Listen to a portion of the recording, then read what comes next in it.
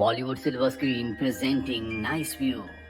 ये कहानी है 20 साल के जिंग की, जो अपने जज्बे से, मेहनत से और आत्मविश्वास से रोडपति से करोड़पति बन गया। कहानी की शुरुआत में जिंग को दिखाया जाता है जो डॉक्टर के पास होता है। जिंग की एक छोटी बहन भी है जिसे हार्ट की प्रॉब्लम है और डॉक्टर उसे बताता है कि जल्दी उसका ऑपरेशन नहीं किया गया तो उसकी मृत्यु हो जाएगी। दरअसल जिंग की मॉम को भी यही बीमारी थी, जिस वजह से जिंग की मॉम की मृत्यु हो गई। उसके पिता उसे छोड़कर चले गए और अब वही अपनी छोटी बहन का गार्डियन है। जिंग की एक छोटी सी मोबाइल रिपेयर की शॉप है और यहीं से उसकी गुजर बसर होती है। एक दिन जिंग का दोस्त जो कि वेयरहाउस में काम करता है, जिंग को अपने वेयरहाउस में बुलाता है, जहां वो एक कपड़े को हटाकर उसे बॉक्सेस का एक पहाड़ दिखाता है। वो बताता है कि इनके अंदर सेकंड हैंड मोबाइल्स हैं। जो इस कंपनी का, इस वेयरहाउस का ओनर था, उसे जेल हो गई है, इसीलिए अब इस पर किसी का अधिकार नहीं है। अगर तुम चाहते हो कि मैं तुम्हें ये सारे के सारे मोबाइल्स दे दूं, तो इसके बदले तुम्हें मुझे 1 लाख रुपए देने होंगे। जिंग के पास 1 लाख रुपए नहीं है, लेकिन वो ये भी चाहता है कि वो इन सभी मोबाइल्स को खरीद ले जिनमें माइनर सी प्रॉब्लम है, ताकि इन सभी को रिपेयर करके वो अच्छे खासे पैसे कमा सके और अपनी छोटी बहन का ऑपरेशन करवा सके। अब वो सारे मोबाइल्स तो नहीं, लेकिन 1-2 मोबाइल लेकर घर वापस आ जाता है। वो एक मोबाइल को रात भर ठीक करता और फाइनली उसे ठीक करने में कामयाब हो जाता है। अगली सुबह वो बैंक जाता और लोन के लिए अप्लाई करता है। इसके बाद वो एक मॉल में जाता है जहाँ पर एक शॉप है जो सेकंड हैंड मोबाइल्स को सेल करते हैं। यहाँ पर जिंग उस शॉप ओनर को अपना मोबाइल दिखाता है जो कि बहुत ही अच्छी कंडीशन में होता है, उसमें कोई भी प्रॉब्लम नहीं होती। जिंग शॉप ओनर को बताता है कि मेरे पास वेयर हाउस में इस तरह के बहुत सारे मोबाइल्स हैं जिन सबको मैं रिपेयर करके तुम्हें दूंगा। हम दोनों अच्छा खासा पैसा कमा सकते हैं। इन दोनों के बीच में डील फाइनल हो जाती है। जिंग अपने प्रॉफिट को कैलकुलेट करता है, जिससे उसे पता चलता है कि अगर उसने सभी मोबाइल्स को सेल आउट कर दिया तो उसे बहुत प्रॉफिट होगा, जिससे न सिर्फ वो अपनी छोटी बहन के ऑपरेशन को करवा सकता है, बल्कि उसकी फाइनेंशियल कंडीशन भी पूरी तरह से सुधर जाएगी। जिंग को बैंक से भी लोन मिल जाता है जो उसकी शॉप के अगेंस्ट उसे मिला होता है। अब उसने सभी मोबाइल्स खरीद लिए हैं। 2 हफ्ते बाद जबकि वो कुछ मोबाइल्स बेच चुका है, एक दिन उसे पता चलता है कि गवर्नमेंट ने अब नया रूल निकाला है कि कोई भी सेकेंड हैंड मोबाइल को नहीं बेचेगा। वो मॉल में शॉप ओनर के पास जाता है। शॉप ओनर उसके मोबाइल्स लेने से मना कर देता है क्योंकि ये गवर्नमेंट का रूल है। और अब जिंग पूरी तरह से फंस चुका है, क्योंकि उसके पास जितने भी फोन्स हैं, ना वो उन्हें किसी को बेच सकता है, ना ही कोई खरीदेगा, क्योंकि ये सब अब इलीगल हो चुका है। अब जिंग उसी कंपनी में जाता है जिस कंपनी के फोन्स उसके पास हैं। वो कंपनी के मैनेजर से मिलता और कहता है कि मुझे पता है कि सेकंड हैंड फोन्स बेचना खरीदना इलीगल हो चुका है, लेकिन मेरे पास तुम्हारी कंपनी के हजारों फोन्स हैं जिनके पार्ट्स हम निकाल कर दूसरी कंट्री में सेल आउट कर सकते हैं, जिससे हमें बहुत फायदा होगा। मैनेजर कहता है कि ऐसा पॉसिबल नहीं है, क्योंकि जब तुम पार्ट्स को लेकर आओगे तो क्यूसी में यानी कि क्वालिटी चेक में फेल हो जाएंगे। जिंग कहता है कि मुझे अपने आप पर विश्वास है, मैं जानता हूँ कि मैं पार्ट्स को बहुत ही सावधानी से निकाल सकता हूँ और क्वालिटी चेक में वो पास हो जाएंगे। मैनेजर कहता है कि ठीक है, अगर क्वालिटी चेक में पास हो गए तो हम देखेंगे। अब जिंग अपनी शॉप में आता है और वहाँ पर बहुत ही सावधानी से वो मोबाइल के एक एक पार्ट को निकालता है, जिसके बाद वो क्वालिटी चेक के लिए पार्ट्स को ले जाता है। और जब उसे सर्टिफिकेट दिया जाता है तो उसमें साफ साफ लिखा होता है कि पार्ट्स में कोई भी प्रॉब्लम नहीं है। जिंग बहुत खुश हो चुका है, इसीलिए मैनेजर के पास एक बार फिर से जाता है और कहता है कि मैंने जो भी पार्ट्स निकाले थे वो क्वालिटी चेक में पास हो गए।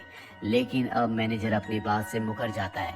वो कहता है कि मैंने सिर्फ तुम्हें क्वालिटी चेक करवाने के लिए कहा था, मैंने ये नहीं कहा था कि हम तुम्हारे पार्ट्स को बेचेंगे। ये सुनने के बाद जिंग हाओ का दिल टूट जाता है, क्योंकि उसने बहुत मेहनत की थी और वैसे भी उसका सब कुछ दांव पर लगा हुआ है, क्योंकि उसे बैंक का लोन चुकाना है जो कि उसने अपनी दुकान को गिरवी रखकर बैंक से लिया है। अब जिंग इसी कंपनी के ओनर के पास जाता है। वो उनसे बात करना चाहता है, लेकिन उन्हें ट्रेन पकड़नी होती है, इसीलिए उन्हें लेट हो रहा होता है। वो जिंग से बात किए बिना वहाँ से चले जाते हैं। जिंग हाओ भी उनका पीछा करता और स्टेशन तक पहुँच जाता है, और इससे पहले कि ट्रेन निकल जाती जिंग हाओ भी उस ट्रेन को पकड़कर उनके सामने बैठ जाता है। वो कहता है कि मैं आपका टाइम वेस्ट नहीं करूंगा, मुझे सिर्फ आपके 5 मिनट चाहिए।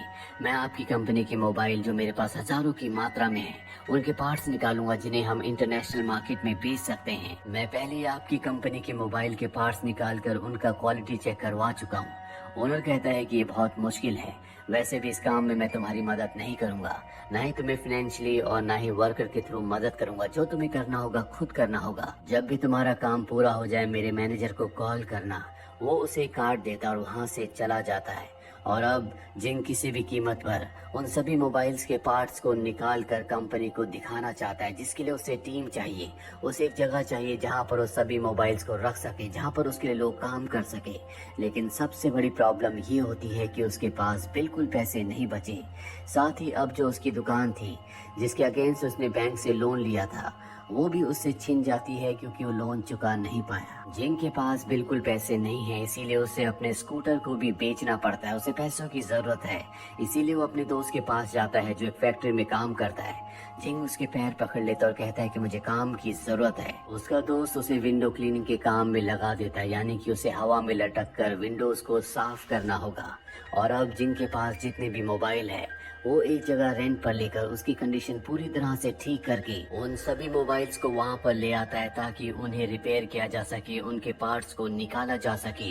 लेकिन काम करने के लिए उसे हेल्पर्स की, वर्कर्स की जरूरत है, क्योंकि अकेले वो इतने सारे काम नहीं कर सकता। सैलरी देने के लिए उसके पास पैसे नहीं है, इसीलिए वो तय करता है कि वो ऐसे लोगों को ढूंढेगा जिनके पास काम नहीं है, जिनके पास पैसे नहीं है और जो इसी इंडस्ट्री में पहले काम कर चुके हैं।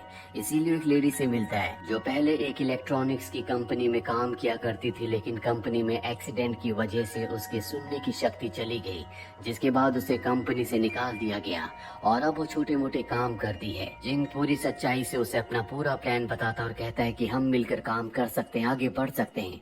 वो लेडी उसका साथ देने के लिए तैयार हो जाती है। इसके बाद वो एक दूसरे आदमी के पास जाता है जो पहले कंपनी का मैनेजर हुआ करता था, लेकिन वो एक अच्छा फाइटर था और एक दिन फाइटिंग के दौरान दूसरे फाइटर की मौत हो गई, जिस वजह से उसे जेल हो गई, उसकी नौकरी छूट गई। अब वो जेल से तो बाहर आ चुका है लेकिन उसके पास काम नहीं है। जिंग उसे भी अपनी टीम में शामिल कर लेता है। इसके बाद वो एक गेमर के पास जाता है जो शादी करना चाहता है, लेकिन शादी करने के लिए उसके पास पैसे नहीं है। जिंग कहता है कि तुम हमारे साथ काम कर सकते हो। जिंग इसी तरह से बहुत सारे और भी लोगों को अपनी टीम में शामिल कर लेता है जो कि कभी अपनी इंडस्ट्री में प्रोफेशनल थे लेकिन अब रिटायर हो चुके हैं। इस तरह से जिंग अपनी पूरी टीम बना लेता है और अब सब मिलकर दिन रात मेहनत करके काम करना शुरू कर देते हैं। ये अपनी कंपनी का नाम रखते हैं नाइस व्यू। लेकिन जिंग को ज्यादा मेहनत करनी पड़ती है क्योंकि उसकी बहन की तबीयत ठीक नहीं है, ना ही उसके पास अर्निंग का कोई सोर्स है।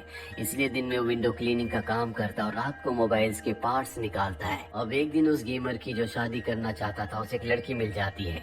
जिंग अपनी बहन के साथ उसकी शादी में जाता है और जब वो शादी से अपने घर वापस आता है तो उसके ओनर ने लिखा होता है कि तुमने 3 महीने से किराया नहीं दिया, जब तक तुम किराया नहीं दोगे तुम्हें घर के अंदर एंट्री नहीं मिलेगी।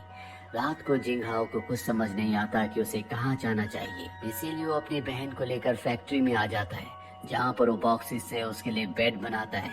जिंग को बहुत बुरा लग रहा होता है क्योंकि उसकी बहन की तबीयत ठीक नहीं है और वो उसे इन हालातों में रख रहा है, लेकिन उसके पास कोई ऑप्शन नहीं होता क्योंकि वो किसी भी तरह से अपने काम को पूरा करके पैसे कमाना चाहता है ताकि वो अपनी बहन का इलाज करवा सके। इसी तरह से कई दिन बीत जाते हैं और एक दिन वो जगह जहाँ पर इन्होंने अपनी फैक्ट्री कंपनी बनाई होती है, उस जगह का ओनर कहता है कि तुमने पिछले कई महीनों से रेंट नहीं दिया है। 1 हफ्ते में अगर तुमने रेंट नहीं दिया तो तुम्हें इस फैक्ट्री को, इस जगह को खाली करना होगा। जिंगहाओ के सभी रास्ते बंद हो चुके हैं, इसीलिए उसी कंपनी के मैनेजर के पास जाता है जिस कंपनी के लिए पार्ट्स को निकाल रहे हैं और कहता है कि मुझे पैसों की जरूरत है। मैनेजर कहता है कि हम तुम्हें पैसे नहीं दे सकते, हमारे बॉस ने तुमसे यही डील की थी। जिंगहाओ एक बार फिर से हताश होकर अपने लोगों के पास आ जाता है जो उसकी कंपनी में उसके साथ काम करते हैं। वो कहता है कि आज तक मैंने तुम्हें एक भी पैसा नहीं दिया, मुझे नहीं पता कि मैं तुम्हें पैसे दे पाऊंगा भी या नहीं, क्योंकि मेरे पास खुद पैसे नहीं है। बस एक सपना है, आगे बढ़ने की चाह है, जज्बा है और अब हमें इस फैक्ट्री को, अपनी कंपनी की जगह को भी खाली करना होगा। उसके साथ ही उसका साथ देते हैं और यहाँ से सारा सामान अपने अपने घर ले जाते हैं और अब सब अपने घर से ही काम करना शुरू कर देते हैं। लेकिन जिंग के पास कोई भी घर नहीं है, वो तो अपनी बहन के साथ अपनी कंपनी, अपनी फैक्ट्री में सोया करता था जो जगह अब इनसे छीन चुकी है। इसीलिए वो एक नर्सिंग होम में रहना शुरू कर देता है जहाँ दिन में तो विंडो यानी कि ग्लासेस को क्लीन करने का काम करता है और रात में मोबाइल पर काम करता है। उसे नहीं पता कि अच्छे से सोना क्या होता है। 2 हफ्ते और बीत जाते हैं और इनके पास लगभग जितने भी मोबाइल थे उन सभी के अच्छे अच्छे जो स्पेयर पार्ट्स होते हैं वो निकाल लेते हैं और अब उन सभी पार्ट्स को एसएनई कंपनी में क्वालिटी चेक के लिए भेज दिया जाता है। कुछ दिनों बाद इन सबको बुलाया जाता है। ये सब कंपनी के ओनर के ऑफिस में जाते हैं, जहाँ पर कंपनी का ओनर इन सब को बताता है कि तुमने बहुत अच्छा काम किया, तुमने जो भी पार्ट्स निकाले उन्हें क्वालिटी चेक के लिए भेजा गया और वो सब के सब पास हो गए, इसीलिए मैं तुम्हें 2 साल का कॉन्ट्रैक्ट देना चाहता हूँ। ये सुनकर जिंग और उसके जितने भी दोस्त होते हैं वो सब के सब बहुत खुश हो जाते हैं, क्योंकि जिंग के पास एक यही रास्ता था कि वो पैसे कमा सके, अपनी बहन के ऑपरेशन को करवा सके। जल्दी जिंग के पास अच्छे खासे पैसे आ जाते हैं। वो अपनी बहन का ऑपरेशन करवाता है, जिससे उसकी बहन पूरी तरह से ठीक हो जाती है। देखते ही देखते 6 साल बीत जाते हैं। 6 सालों के बाद दिखाया जाता है कि वो कंपनी जिसका नाम इन्होंने नाइस व्यू रखा था, अब वो बहुत बड़ी कंपनी बन चुकी है और जिंग उसका सीईओ है, जो कि अपने आप में एक रिकॉर्ड भी है, क्योंकि वो वर्ल्ड का सबसे यंगेस्ट सीईओ बना है।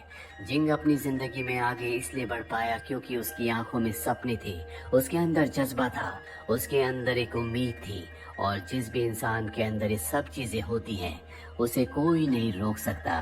तो ये थी पूरी कहानी फिल्म नाइस व्यू की। उम्मीद करते हैं कि ये कहानी आपको पसंद आई होगी।